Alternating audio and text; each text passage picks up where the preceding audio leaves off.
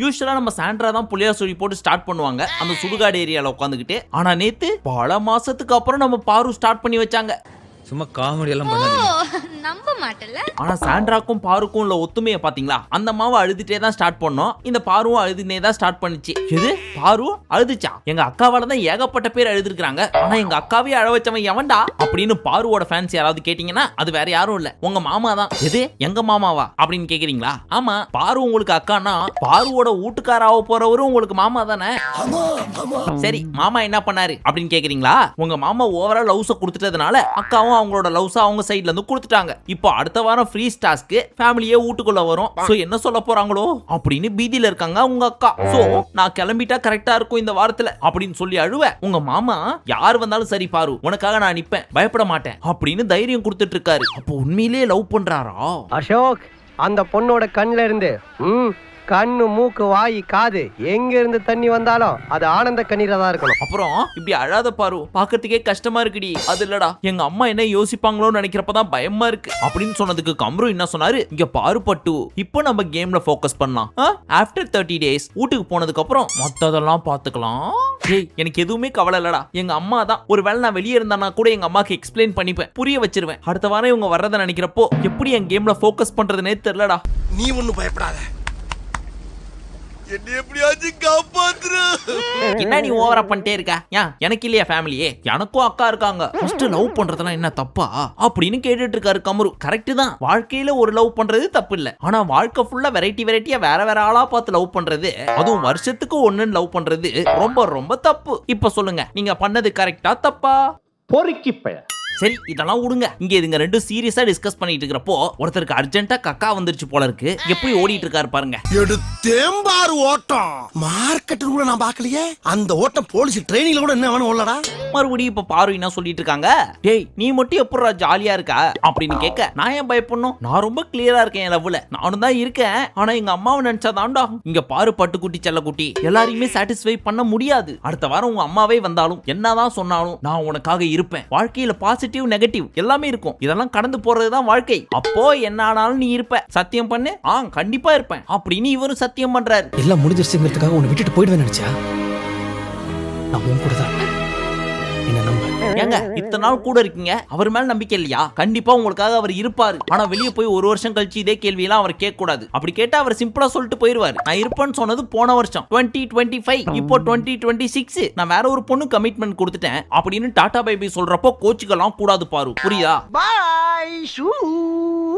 இப்ப இந்த விக்ரமும் கனியும் பயங்கர டீப்பா டிஸ்கஸ் பண்ணிட்டு இருக்காங்க. பட் வாய்க்குள்ளேயே குசு குசுன்னு பேசிக்குதுங்க. சரி அப்படி என்னதான் பேசுதுங்கன்னு சொல்லி ரொம்ப நேரமா ரீவைண்ட் பண்ணி ஸ்பீக்கர் பக்கத்திலேயே காதை தூக்கி வச்சு கூட கேட்டு பார்த்துட்டோம். அம்புட்டு பொறுமையா பேசிட்டு இருக்குதுங்க. ஃபைனலி என்னவோ பேசுறாங்கன்னு கண்டுபிடிச்சாச்சு. அது என்ன தெரியுமா? இந்த வாரம் வர்ஸ்ட் பெர்ஃபார்மரா சாண்ட்ராவையே குத்திடலாம் அப்படின்றதுதான் ரொம்ப ரகசியமா பேசிக்கிறாங்க. அப்ப நான் மட்டும் நான் இழுச்சவாடா. நானும் உங்களுக்காக அதை கண்டுபிடிக்கணும்னு சொல்லி ரீவைண்ட் போறேன், ஸ்லோமோ போறேன். கிட்டத்தட்ட ஒரு 5-6 தடவை நிறுத்தி நிதானமா பொறுமையா கேட்டதுக்கு அப்புறம் தான் இதுங்க என்ன பேசுதுங்கன்னே புரியுது. கடைசியில பார்த்தா 5 பிஷாக்கு பெறாத மேட்டரை சீக்கிரட்டா டிஸ்கஸ் பண்ணிட்டு இருக்காங்க. அதையும் தூக்கி இந்த எடிட்டர் பையப்பிள்ளைங்க ஒரு முக்கியமான காட்சி மாதிரி போட்டு காட்டுறாங்க நமக்கு. சரி 1 hour ஷோல 1 of the scene இது வந்து ஓகே. இத ஒரு மெயின் மேட்டரா ஒரு ப்ரோமோவா போட்டீங்க பாத்தீங்களா? யாரு சாமி இந்த சீசனோட ப்ரோமோ எடிட்டர்? பேசிட்டு இருக்க தொழில பத்தி என்ன பேசுற? கடைக்காரன் தப்பா இந்த பக்கம் இவங்க 2 பேரும் பேசுறத பார்த்துட்டு, ஓ நீங்க 2 பேர் மட்டும் தான் தனியா பேசுவீங்களா? இப்ப பாரு நாங்களும் தனியா பேசுறோம் அப்படின்னு சாண்ட்ரா அமித்த கூட்டு போய் அந்த சுடுகாட்டுல உட்கார வச்சு சோகம் மூஞ்சி வச்சுக்கிட்டாங்க. இவரு சமாதானப்படுத்திட்டு இருக்காரு. அப்படியே சைடுல திவ்யாவை பத்தி 4-5 வார்த்தை போற போக்குல சூ அப்படின்ற மாதிரி சொல்லி விட்டு போறாரு. இந்த திவ்யாவை வச்சு ஒன்னும் பண்ண முடியாது, எப்ப பார்த்தாலும் ஆவுன்னு கத்திட்டு இருக்கு, அட்டென்ஷன் சீக் பண்ணுது அப்படின்னு இவர் பாட்டுக்கு இவர் போட, அதுக்கு அந்த அம்மாவும் திவ்யா உங்களை ஏதாவது பண்ற போறோம் அமித் பாத்துக்கோங்க அப்படின்னு வார்னிங் கொடுக்குறாங்க. ஆனா இவளை பத்தி பேசுறதுக்கு உனக்கு எந்த உரிமையும் இல்ல. ஏன்னா இவ என்னோட விருந்தாளி. She is my guest.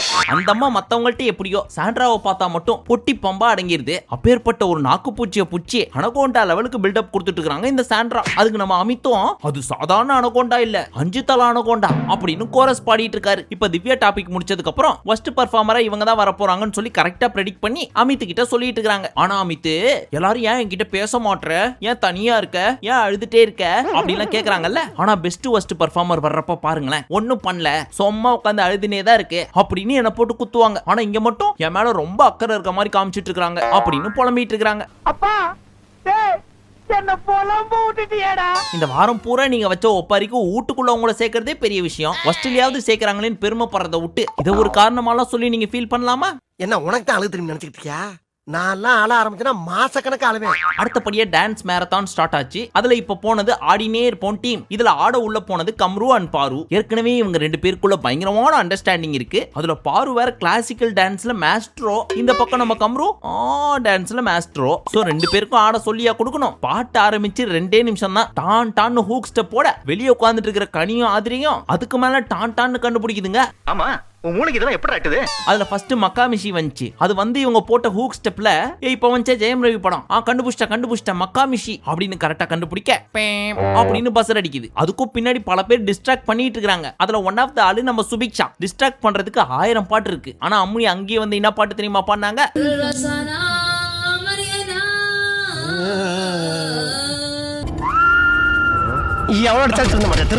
அடுத்து படையப்பால் வந்து மின்சார பூவை போட்டாங்க. அதையும் பொசுக்குன்னு கண்டுபிடிச்சிட்டாங்க. அடுத்து சம்பந்தமே இல்லாம ரெட்ரோக்கு போய் ஆட்டுக்குட்டி முட்டையிட்டுன்னு ஒரு பாட்டு இருக்கு தெரியுமா, அதை போட்டாங்க. அதை எப்படா கண்டுபிடிப்பாங்கன்னு சொல்லி ஆர்வமா பார்த்துட்டு இருந்தா இவர் ஆடு மாதிரி குனிஞ்சுக்கிட்டாரு. அவங்க அதை வெட்டுற மாதிரி ஒரு சீனை காமிக்கிறாங்க. அதுக்கப்புறம் முட்டையை காமிக்கிறாங்க. இதை ரெண்டுத்த மட்டுமே மேட்ச் பண்ணி வச்சு ஆட்டுக்குட்டி முட்டையிட்டுன்னு கண்டுபிடிச்சிட்டாங்க. உண்மையிலே இதெல்லாம் பாராட்டியே ஆகணும்ப்பா. கைத்தட்டுங்கப்பா. ஏன்னா அது ஒரு பழைய பாடல். அந்த பாடலே கண்டுபிடிச்சிட்டாங்க பாருங்க. அடுத்து கிளிமாஞ்சாரோ வந்துச்சு. அதையும் கண்டுபிடிச்சிட்டாங்க. அடுத்து ஆசைக்கூட பாட்டுக்கும் ஹூக் ஸ்டெப் போட்டாங்க பாருங்க நம்ம பாரு. அதையும் கண்டுபிடிச்சிட்டாங்க. ஒட்டு மொத்தத்துல வெறும் 16 நிமிஷம் 38 செகண்ட்ல 5 பாட்டையும் கண்டுபிடிச்சிட்டாங்க. ஆனா முந்தா நேத்து 2.25 மணி நேரம் கொடுத்தோம். இந்த சுபிக்ஷாவும் எஃப்ஜேவும் அந்த 2 பீஸுங்களையும் ஆட விட்டு ஒரு பக்கம் விக்ரமோட பேண்ட் லூஸ் ஆகி கீழே ஊந்திருக்கும். இன்னொரு பக்கம் அரோரா மொத்தமாவே பாடி ஆயிருக்கும். கத்துக்க அவன்கிட்ட இருந்து 10 வருஷமா பழைய மைக் செட்டை வச்சுக்கிட்டு மூஞ்சி எப்ப பார்த்தாலும் உருன்னு வச்சுக்கிட்டு ஆளப்பாரு. ஆனா ஒவ்வொரு பாட்டியும் அவங்க கண்டுபிடிக்கிறப்போ தனியா மைக்க கழட்டி வச்சு பேசினாலோ கேமராவே இல்லாத இடத்துல கூட ஏதாவது பண்ணாதானே கேட்பீங்க. இப்போ நாங்க ஜெயிச்சிட்டோம், அதை நாங்க கொண்டாட போறோம் அப்படின்னு கட்டி புச்சா என்ன பண்ணுவீங்க அப்படின்னு சொல்லி ஒவ்வொரு பாட்டை கண்டுபிடிக்கிறப்போ கட்டி புடிச்சுக்குதுங்க. பாவம், அவங்களும் மனுஷங்க தானே. இதெல்லாம் இருக்கத்தானே செய்யும். நமக்கிட்ட இல்லாம யாருக்கு பயிர்ப்பு. அடுத்து சாண்ட்ராவோட டீம் போகணும் அப்படின்றதுனால அமித்தை ட்ரெயின் பண்ணிட்டு இருக்காங்க. அமித், நான் உன் காதுல ஒரு பாட்டு சொல்றேன், அது நீ டான்ஸ் ஆடி காமிச்சு வினோத்தை கண்டுபிடிக்க வைக்கணும். சரியா? காது காமி. என் வீட்டு தோட்டத்தில் பூவெல்லாம் கேட்டுப்பார். எங்க சொல்லி புரிய வை பாப்போம். அவ்வளவுதானே. இப்ப பாரு எப்படி கண்டுபிடிக்க வைக்கிறேன்னு அப்படின்னு டான்ஸ் ஆடிக்கிட்டே என் வீட்டு தோட்டத்தில் அப்படின்னு லிப் மூவ்மெண்ட் கொடுத்துட்டு இருக்க. யோ, ஆடி கண்டுபிடிக்க வையான்னா பாடி கண்டுபிடிக்க வைக்கிற. இதுக்குதான் பிளாஸ்டர் போட்டு வாய அடைக்கிறது. இங்க பாரு, பாட்டியே டான்ஸ் மாதிரி ஆடி ஒவ்வொரு வார்த்தையை புரியவை எப்படியோ கண்டுபிடிச்சு நாங்க சொல்லிடுறோம் அப்படின்னு சொல்லி சாண்ட்ரா ஒரு சில ஸ்டெப் எல்லாம் சொல்லி கொடுத்தாங்க. ஆனா கிளவரா யோசிச்சிருந்தா என்ன பண்ணிருக்கணும், சாண்ட்ராவும் திவ்யாவும் உள்ள போய் டான்ஸ் ஆட இவங்க 2 பேரும் வெளியில இருந்து கண்டுபிடிச்சிருந்தாங்கன்னு வச்சுங்களேன். ஈஸியா இருந்திருக்கும். அதை விட்டு அந்த பிசியும் முறைக்க செய்வேன், ஜெயிக்கவும் வேணும் அப்படின்னா எப்படி சாண்ட்ரோ முடியும் அப்படின்னு உங்க மனசாட்சி உங்களை பார்த்து கேள்வி கேட்காத மிஸ்டர் பார்சாரதி. அடுத்து மறுபடியும் பாருவும் கம்ருவும் லீலைகளை ஆரம்பிச்சிட்டாங்க. ஏய் ஒன்னத்தான் ஒருவேளை நான் ஊட்ட விட்டு வெளியே போயிட்டேன்னா நீ என்ன பண்ணுவேன்? ரொம்ப பேடா ஃபீல் பண்ணுவேன். உன்னை ரொம்ப மிஸ் பண்ணுவேன். அப்புறம் வெளியே வந்து நான் உன்னை எவ்வளவு மிஸ் பண்ணேன்றத காட்டுவேன். அப்போ உனக்கு கில்ட் ட்ரிப் இருக்குமாடா? சீச்சி, கில்ட் ட்ரிப்லாம் இருக்காது. ஆனா பாவி பொறுக்கி ராஸ்கல் போடா. சும்மா இருந்தவளை கூப்பிட்டு வலையில விழ வச்சு, எது நான் உன்னை வலையில விழ வச்சனா? ஆமா அப்படின்னு 2 பேரும் கொஞ்சிக்கிற அந்த கண்கொள்ளா காட்சியை கொஞ்சம் பாருங்களேன். இந்த வலையில சிக்கி இது வந்து வளையாது. இந்த இடத்துல ஏதோ ஒண்ணு வரணுமே. இத பார்த்த நம்ம கேமராமேனும் எடிட்டரும் ஒண்ணு கூடி பேசி இங்க ஒரு கில்ஃபான்சி சீன் நடக்கிற மாதிரி இருக்கு. அதனால பழைய படத்துல வர்ற மாதிரி அப்படி சீன்லாம் வர்றப்போ திடீர்னு பூவை காமிச்சிருவாங்கல்ல, அந்த மாதிரி நீ காமிச்சிடுறா எடிட்டரே அப்படின்னு சொல்ல அந்த இடத்திட்ட பூவை காமிச்சாங்க. அப்போ இங்க என்ன நடந்திருக்கும்? மாலு இறுக்கி அணைச்சு ஒரு அப்படிலாம் யோசிக்க கூடாது. லவ்வர்ஸ்குள்ள 1008 நடக்கும். அதெல்லாம் நமக்கு எதுக்கு? நான் பாட்டு நான் உண்டு, என் கேம் உண்டு அப்படின்னு சொல்லி ரூத்லெஸ்ஸா ஆடிட்டு இருந்திருப்பேன் அப்படின்னு சொல்லி தலையை அந்த பக்கம் காமிக்கிறாங்க. எந்த பக்கம் தெரியுமா? லாஸ்ட் வீக் அந்த வழக்காடு மன்றம் நடந்துச்சு தெரியுமா? அப்ப 2 பேர் ரூம்குள்ள போயிட்டு ரொம்ப நேரமா வராம இருந்து வெளியே வாங்கன்னு பிக் பாஸ் சொன்னாரு தெரியுமா? அந்த இடத்த காமிச்சுதான் ரூத்லெஸ்ஸா இருந்திருப்பேன் அப்படின்ற மாதிரி சொல்ல, ஓ இதுக்கு பேர் தான் ரூத்லெஸ்ஸா அப்படின்னு அவரும் அந்த பக்கம் காமிக்கிறாரு. ரூத்லெஸ் அப்படின்னா இரக்கம் இல்லாமல் அப்படின்னு அர்த்தம். அப்ப இரக்கம் இல்லாம என்ன பண்ணிருப்பாங்க? இப்போ ஒரு பக்கம் சுபிக்ஷாவை கூப்பிட்டு விக்ரம் என்ன சொல்லிட்டு இருக்காரு, நீ அரோரா லெவலுக்கு உஷாரா இல்ல. அரோராக்கு ஒண்ணு வேணும் அப்படின்னா ஏதோ ஒண்ணு பண்ணி செஞ்சிடறா. ஆனா நீ அவ்வளவுலாம் உஷார் கிடையாது, ஒரு ஆர்வக்கோளாறு. ஆனா அவ இன்டெலெக்சுவல், அதாவது அறிவாளி. அப்போ நானும் நிறைய இடத்துல சொல்லிருக்கேனே, ஓப்பனா பேசிருக்கேனே. ஆனா தெரியல சுபிக்ஷா, உன்னை விட ஏதோ ஒரு இடத்துல அவ உஷாரா இருக்கா அப்படிதான் எனக்கு தோணுது. ஓ அப்படியா அப்படின்னு அந்த கான்வர்சேஷன் அங்க முடிஞ்சு திடீர்னு அப்படியே பாத்ரூம் குள்ள போய் பார்த்தா ஸ்கிரீன் க்ளோஸ் ஆயிருக்கு. அங்க இருந்து ஒருத்தங்க அழுவுற சவுண்ட் கேக்குது. ஆரங்க அழுகிறது. யார் இப்படி அழுவா அப்படின்னு யோசிச்சு பார்த்தா நம்ம சுபிக்ஷா வாய்ஸ். அவங்க என்ன சொல்லிட்டு அழுகுறாங்க, எனக்கு ஏதோ மென்டலி பிளாக் ஆன மாதிரி இருக்கு, ஏதோ சம்திங் ராங் அப்படின்னு அழுவுறதை கேட்டு, ஏமா நீ அழுவு என்ன வேணா பண்ணு, ஆனா எதுக்கு ஸ்கிரீனை போதிட்டு அழுவுறீங்க, அது ட்ரெஸ் சேஞ்ச் பண்றதுக்கான இடம், வெளியே வந்து பேசுங்க அப்படின்னு ஸ்கிரீனை ஓபன் பண்ணி பார்த்தா உள்ள விக்ரமும் இருக்காரு. சார் தொட்டியா கொடுங்க சார்.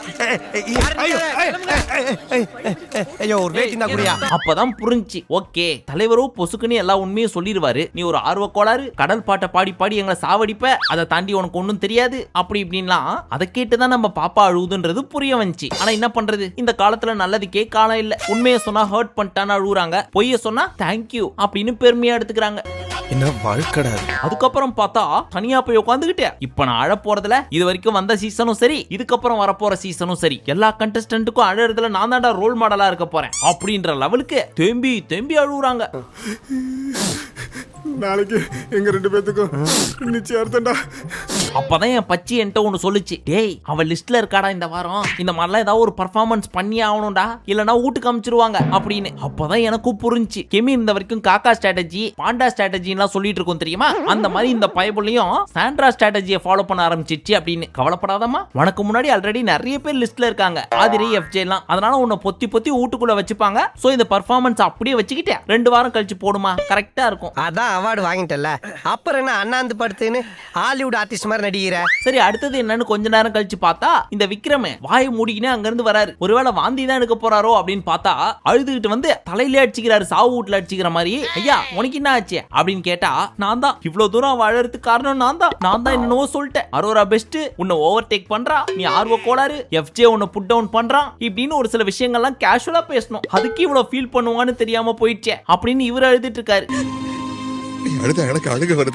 தலைவரே, ஒரு சில வாரங்களுக்கு முன்னாடி வரைக்கும் ஒரு சில காரணங்களுக்காக நீங்க அழுதுருக்கீங்க, அதுல ஒரு நியாயம் இருந்துச்சு, லாஜிக் இருந்துச்சு. இப்ப என்ன ஆச்சுன்னு சொல்லி தலையில அடிச்சுட்டு அழுவுறீங்க. அந்த அம்மா தான் சாண்ட்ராக்கு காம்படிஷனா பண்ணுதுன்னு பார்த்தா நீங்க இவங்க 2 பேரையும் தூக்கி சாப்பிடுற அளவுக்கு காம்படிஷன்ல அடிச்சு தள்ளுறீங்க, அதுலயும் தலையில அடிச்சுக்கிட்டீங்க பாத்தீங்களா. அதுதான் இந்த கதையிலேயே டேர்னிங் பாயிண்ட். இவன் இருக்கானே, நான் இதுவரைக்கும் பார்த்ததிலேயே ரொம்ப கேவலமான மோசமான ஒரு நடிகை. அடுத்து என்ன, யாராவது ரொம்ப நேரம் தேம்பி தேம்பி அழுதா நம்மளால உள்ள கூப்பிட்டு தெரப்பியை கொடுப்பாரு. அந்த மாதிரியே சுபிக்ஷாவை கூப்பிட்டு, சுபிக்ஷா அழுவாத, கடல் எவ்வளவு தூரம், அதுல எல்லா நேரமும் மீன் கிடைச்சிருமா, மீன் கிடைக்கிற வரைக்கும் தேடணும், அந்த மாதிரி நீ வெற்றியை நோக்கி ஓடு அப்படின்னு பிகில் விஜய் வந்துட்டு போனாரு. அப்புறமும் இந்த பீஸ் கன்வின்ஸ் ஆன மாதிரி தெரியல. அப்புறம் நீ என்னோட சுபி அப்படின்னோடனே ஐயோ நாட்டி அப்படின்னு சிரிக்க, போ இப்ப போய் விளையாடுறேன் செல்லம் அப்படின்னு அனுப்பிச்சு விட்டாரு. இந்த பயபுள்ள சீசனுக்கு சீசன் இந்த மாதிரி ஒரு பிட்ட போட்டுருது, நீ என்னவள் கூச்சம் பார்க்காம தின்னவள் அப்படி இப்படின்னு.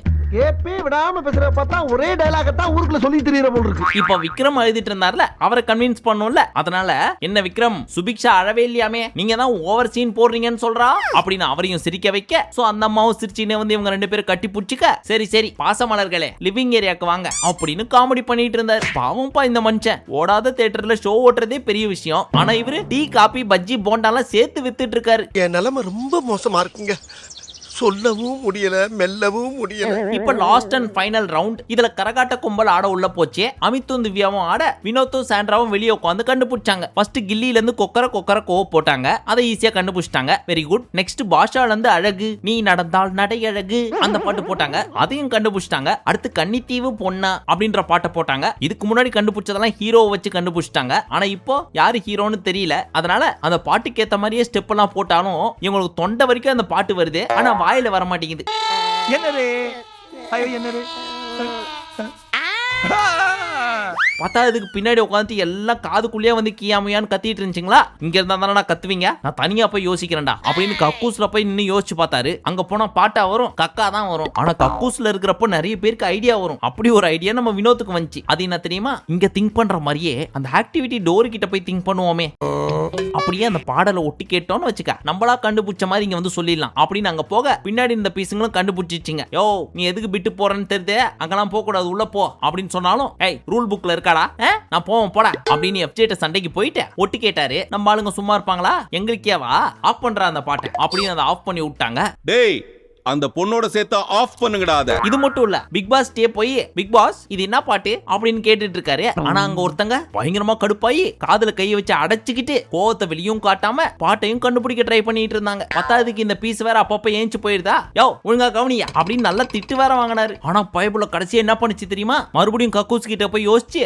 அங்க இருந்து குடுகுடுன்னு ஓடி வந்து கண்டுபிடிச்சிட்டேன் கன்னித்தீவு பொண்ணா அந்த பாட்டு தானே அப்படின்னு சொல்லி கண்டுபிடிச்சிச்சுப்பா. இதுல இருந்து என்ன தெரியுது, நீங்களே ஏதாவது பெட்டரா யோசிச்சு வச்சிருப்பீங்கன்னு சொல்லிருங்க. கக்கூஸ்குள்ள தான் பல கண்டுபிடிப்பாளர்கள் உருவாயிருக்காங்க. நீங்களும் பெரிய ஆள் ஆகணும் அப்படின்னு நினைச்சீங்கன்னா கக்கூஸ்குள்ள போய் உட்காந்து கண்ணை மூடி யோசிங்க. கக்கா வருதோ இல்லையோ கலர் கலரா ஐடியா வரும். கத்துக்கோ, அவ்வளவுதான்.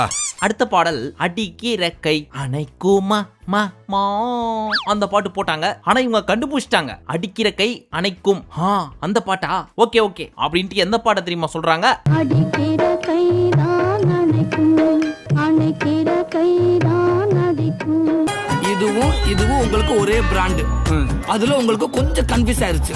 ஆமாண்ணே. ஆனா இந்த ஆதிரி பயப்புள்ள கொஞ்ச நேரத்திலே கண்டுபிடிச்சிச்சுப்பா ஒரிஜினல் பாட்டு என்னன்னு. ஒருவேளை பூர்ணிமாவோட ட்ரைனிங்கா இருக்குமோ. ஆனா இந்த 2 பீஸுங்களும் அந்த பாட்டை கண்டே பிடிக்கல. ஒரு பாயிண்ட்ல கடுப்பான வினோத், யோ வேற ஏதாவது ஸ்டெப் போடையா, அதான் கண்டுபிடிக்க முடியல, சும்மா போய் கட்டி பூச்சினே இருக்க அப்படின்னு புடிச்சு கலாச்சிட்டு இருந்தாரு. முதல்ல இந்த பொண்ணு வரசாம இல்லையா, பெத்த பொண்ணு வயசாகுது, அதை போய் உள்ளப்பா. ஒரு பாயிண்ட்டுக்கு மேல டயர்டான வினோத் அடுத்த பாட்டுக்கு போயிருங்க ஐயா, இந்த பாட்டை கடைசியா கண்டுபிடிக்கிறோம் அப்படின்னு உடனே கவிதையே தெரியுமா பாட்டு போட்டாங்க. ஈஸியா கண்டுபிடிச்சிட்டாங்க. இப்ப மறுபடியும் இந்த பாட்டியை போட எங்களால முடியலையா, ஒத்துக்கிறோம், முடிச்சு விட்டுருங்க அப்படின்னு முடிச்சு விட்டாங்க. அதன்படி இந்த டான்ஸ் மேரத்தான் 2.0 வின்னர் எம்மாடி ஆத்தாடி. இதுல ஒருத்தரோட ஃபேமிலி மட்டும் 24 hours இருக்கலாம்னு சொல்லியிருந்தாங்க இல்லையா. எப்படியும் கமருதீன் வேணான்னு சொல்றாரு. பாருக்கு சொல்லவே தேவையில்ல. எப்படியும் அம்மா வீட்ல இருந்து வர்றப்போ விளக்கமாறு தொடப்பக்கட்டெல்லாம் எடுத்துட்டு வந்து அடிக்கிறதுக்கு வருவாங்க. அதனால முடிஞ்ச அளவுக்கு பேக் பண்ணி அனுப்புறதா நல்லது அப்படின்னு சொல்லி அமுச்சு விட்டுருவாங்க. சோ எடுத்தா ஆதிரை இல்ல கனி 2 பேர்ல யாராவது தான் எடுப்பாங்க. மோஸ்டா கனியோட வீட்ல இருந்தா 24 மணி நேரம் இருக்க போறாங்கன்னு நினைக்கிறேன். மிஸ்டர் திருவன் குழந்தைங்க எல்லாம் முடிஞ்சதுக்கு அப்புறம் இந்த சாண்ட்ரா கனியை பார்த்து என்ன சொல்றாங்க, எங்களை டிஸ்ட்ராக்ட் பண்றோம் அப்படின்ற பேர்ல நீங்க பண்ணதெல்லாம் ஓகே தான், ஆனா என் குழந்தையை இழுத்து பாடினதை தவிர்த்து. எது, நான் உங்க குழந்தையை இழுத்து பாடினா? ஏதாவது சும்மா சொல்லணும்னு சொல்லாதீங்க. இல்ல நீங்க பாடினீங்க. ஏங்க நான் என் குழந்தைங்க மேல சத்தியமா சொல்றேங்க, அந்த மாதிரிலாம் மைண்ட்ல வச்சு ஒரு பாட்டு கூட நான் பாடல. தேவையில்லாம பழி போடாதீங்க. ஒருத்தர் வில்லன் ஆக்கணும்ன்றதுக்காக என்ன வேணா பண்ணுவீங்களா? சீப்பா இருக்கு. நான் இல்ல சீப்பு, நீங்க தான் சீப்பு அப்படின்னு அடிச்சுக்கிட்டாங்க 2 பேரும். ஹாலுசினேஷன் ஒன்னு இருக்கு. அதுக்கு அர்த்தம் என்னவென்றால் ஒரு விஷயம் இல்ல ஆனா இருக்கிற மாதிரியே தெரியும். அதுதான் நம்ம சாண்ட்ராக்கு சமீப காலத்துல நடந்துட்டு இருக்கு போல இருக்கு. இல்ல சிம்பத்தி கிரியேட் பண்ணும் அப்படின்றதுக்காக இதெல்லாம் பண்றாங்களான்னு தெரியல. ஏன்னா ஒரு ஓரமா இந்த கனியை பத்தி நமக்கு தெரியும். அப்பப்போ ஒரு சில விஷயங்கள்லாம் கிரிஞ்சா பண்ணாலும் குழந்தைங்களை வச்சு கலாய்க்கிற அளவுக்கு மோசமானவங்களும் கிடையாது. நம்ம அந்த வீடியோவும் ஃபுல்லா பார்த்தாச்சு. அந்த மாதிரி குழந்தைங்களை வச்சு பாடணும் அப்படின்ற இன்டென்ஷன்லயும் எங்கேயும் பாடல. அதனால ராமானுஜத்தை விடுதலை செய்யணும்னு தாழ்மையா கேட்டுக்கிறேன் யுவரான். இருந்தாலும் ஒரு சம்பவத்தை கிரியேட் பண்ணணும்னு நினைச்சு இந்த அம்மா பண்றாங்களா, இல்ல தன்னோட எதிரி அவங்கள பழி வாங்குறதுக்கு ஏதாவது ஒரு சான்ஸுக்காக வெயிட் பண்ணி இந்த பாட்டை ஆயுதமா எடுத்துக்கிட்டு இதை வச்சு அவங்களை அடிக்கணும்னு நினைக்கிறாங்களா, இல்ல அவங்க நார்மலா பாட இவங்களே தப்பா புரிஞ்சுக்கிட்டாங்களா அப்படின்றது தெரியல. எது நினைச்சு பண்ணாலும் இப்ப எல்லாமே சாண்ட்ராக்கு அகைன்ஸ்டா தான் வருது. சோ 2 நாளா சொல்ற அதே தான் திரும்பவும் சொல்றேன். இவங்களை பாக்குறதுக்கு பரிதாபமா இருக்கு. இருக்க இவங்களோட பேரு ரொம்ப மோசமா போயிட்டு இருக்கு. தயவு செய்து பிரஜன் அவர்களே உங்க மனைவியை இந்த வாரத்தோட கூட்டு போயிருங்க. அதுதான் உங்களுக்கு நல்லது. ஏன்னா உங்களுக்கு நிஜமாவே ஒரு மென்டல் சப்போர்ட் தேவைப்படுது. சோ பாத்துக்குங்க, உங்க நல்லதுக்காக சொல்றேன். கடைசியில என்னையும் சீரியஸா பேச வச்சிட்டீங்களேயா. சரி, அப்படி இப்படின்னு வெள்ளிக்கிழமை வந்து போச்சே. இந்த வாரத்தை சேர்க்காம இன்னும் இருக்கிறது 4 வாரம். ஆனா வீட்டுக்குள்ள இருப்பது 13 பேர். இத்தனை பேர் இருந்து என்ன பிரயோஜனம்? கண்டென்ட் இல்லையம்மா. ஆனா நீங்க பாராட்டியே ஆகணும். ஏன்னு கேக்குறீங்களா? ஒன்னும் இல்லாதவே 20 நிமிஷம் பேசணும் பாத்தீங்களா. சரி, மீண்டும் உங்களை நாளை காலை சந்திக்கும் வரை நன்றி, வணக்கம், நமஸ்தே, நமோஸ்கார்.